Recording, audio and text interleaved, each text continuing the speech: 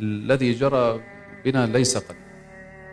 اليوم نحن فرحانين بهذا الانتصار، وبنفس الوقت ما وصلنا إليه إلا سيل من الدماء سال على أرض الشام حتى وصلنا إلى ما وصلنا إليه. وكل قطرة دم سالت وكل صيحة طفل أو امرأة خلال 60 سنة الماضية سمعناها على أرض الشام يدين في أعناقنا نحن اللي شهدنا لحظات النصر.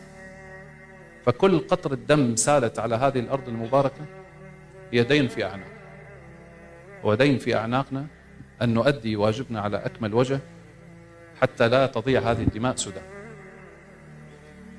وهذا أيضا بحملنا عبء ومسؤولية إضافية. خلينا ننسى الزمن اللي كان فيه المسؤولية عن شخص واحد. كل واحد فينا اليوم مسؤول في هذه البلد. كل حدا فينا عنده ثغر، عنده واجب، عنده حماية، عنده أسرة، عنده كذا. كلاتنا مسؤولين من هذه البلد.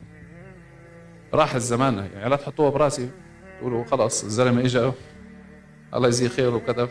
لا، قصة أكبر من هيك. فأنتم كلكم مسؤولين معنا.